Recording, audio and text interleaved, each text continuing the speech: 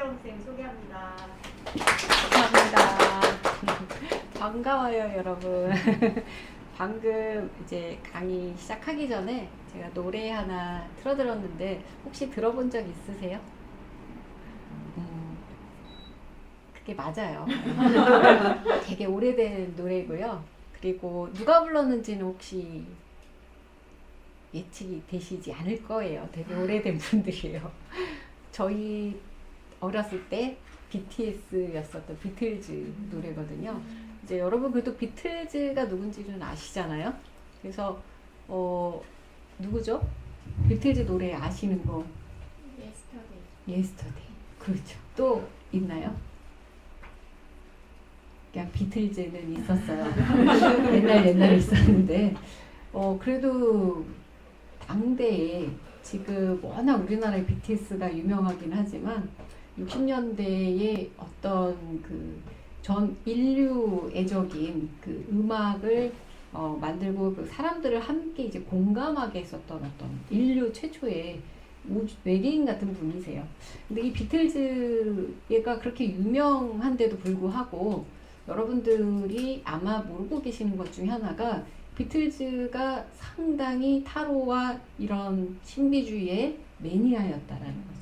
근데 당대의 그 락 음악이라든지 60년대, 70년대에 그 영국과 북미를 중심으로 일어났었던 많은 음악들은 메시지들이 되게 강했고, 그리고 무엇보다도 더 중요했었던 건 이제 개인의 어떤 삶에 대해서 또 인생 그리고 미래 그리고 어떤 영적인 거에 대해서 관심을 갖기 시작한 게 그 비틀즈의 노래와 함께 이제 전 세계에 퍼졌다라고 이제 생각하시면 되죠. 저는 요즘 우리 이 시국이 전 세계의 시국이 그 당시와 상당히 유사하다라는 걸 많이 느껴요.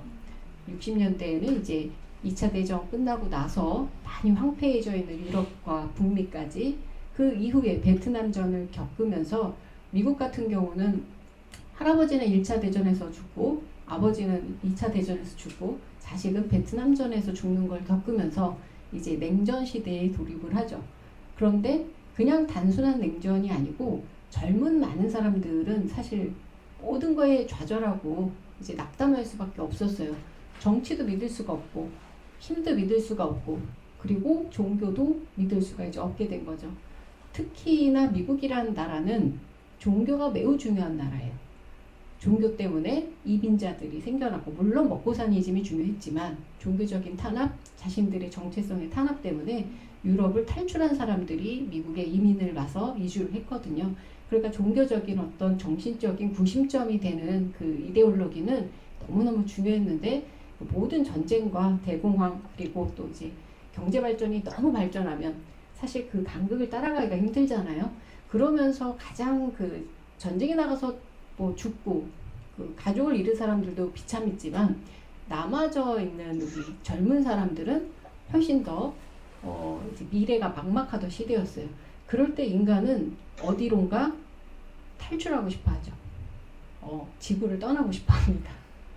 요즘 우리 지금 상황 되게 비슷하죠.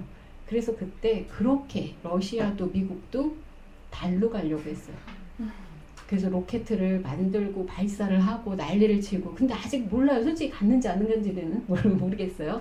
어쨌든 인류가 달로 이제 가려고 했었던 거, 그게 어떤 물리적으로 이 철의 시대를 맞이하면서 로켓을 만들어서 우리도 물리적으로 이 지구를 떠날 수 있어, 다른 대안이 있을 수 있어 라고 생각했듯이 영적인 곳에서도 탈출을 시도를 합니다.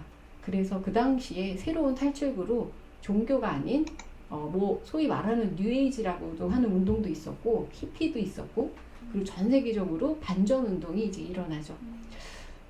물론 그 미국의 역사이기도 하지만 우리나라하고 엄청 밀접한 관계가 있는 게 또 이제 미국이기도 하죠. 소위 말하는 동맹이지만 어떤 여러 가지 정서적, 문화적인 배경이 많이 비슷한 부분도 있어요. 근데 그 당시에 60년대에 그런 어떤 운동이나 무브먼트를 제일 많이 보여줬었던 게 락 음악이라는, 그래서 그거 들으면 옛날에 이제 말세라고 했었던 그런 거 들으면 이제 발랑 까진 애들이고 종교에 반대되고 적 그리스도였었어요. 그런데 요즘은 이제 다 듣는 음악들이죠. 그런데 그 음악들 중에서 이제 비틀즈 음악을 제가 이제 하기 전에 틀어드렸던 건 제목 자체가 상당히 타로적이에요. 오늘 이 제목을 쓴 이제 판을 바꾸는 타로 수비야.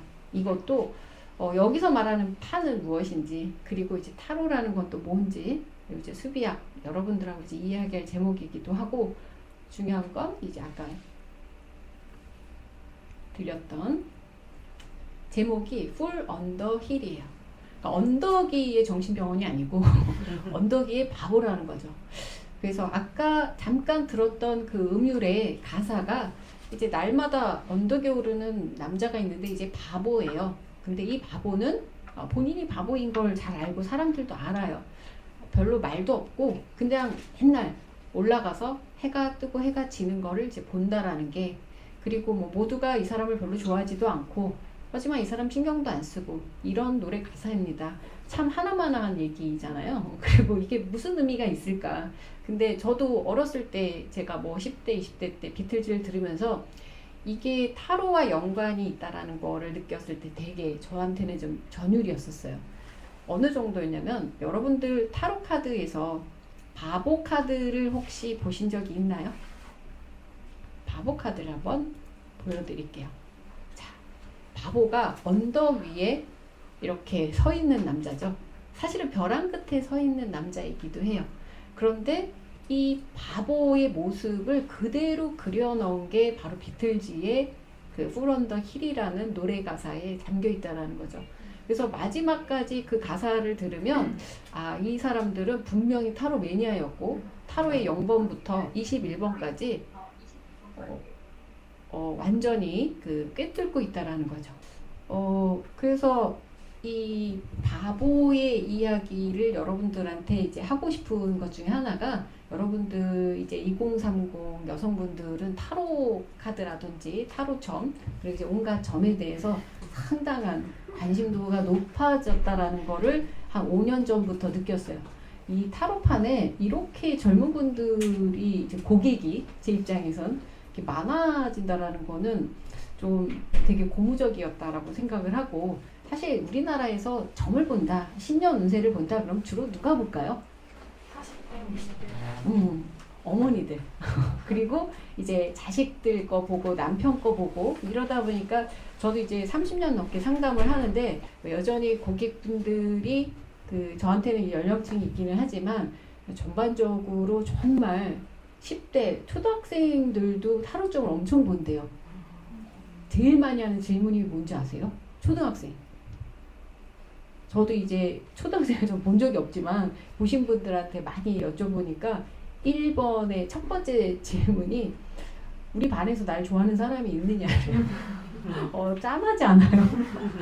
반장이랑 나랑 어울려도 아니고, 내가 쟤랑 뭐 이루어질 수 있을까도 아니고, 누구를 특정한 사람을 대상으로 해서 내가 좋아할 수 있는지 사랑을 할 수 있는지를 물어보는 게 아니고, 반에서 자기 좋아하는 사람 있는지 혹은 전교에서 있는지 그 얘기 들으니까 돈 주고 나라도 뭔가 해주고 싶을 수 있는 그런 마음이 드는데, 이렇게 점점점 연령층이 내려가면서 이제 소위 말하는 연애든 뭐든 미래에 대해서 이제 관심을 갖게 되고, 쉽게 점이라는 거를 이제 접근성이 되게 높아지게 한 가장 큰 지렛대 역할은 단연 타로라고 생각을 해요. 그분들이 그 심볼과 거기에 있는 많은 메타포를 통해서 본인들이 직접 리딩을 한다라는 거죠. 자기네들이 직접 자신의 운명에 개입을 하기 때문에, 그러면서 이게 쉽게 공감이 이루어지고 내가 스스로와 교감하고 소통할 수 있는 그런 판이 열리니까 상당히 이제 좋아하는 거죠. 그래서 이제 어떤 그 점이라는 영역 자체에서 넘어가서 사실 하나의 컨텐츠가 되고 있고 스토리텔링이 되고 있거든요. 근데 여러분들은 지금 그거를 누리는 거가 너무 당연하죠. 그냥 샵 있으니까 가서 뭐 돈 내고 상담하고 마음에 안 들면 옆집도 가면 되죠.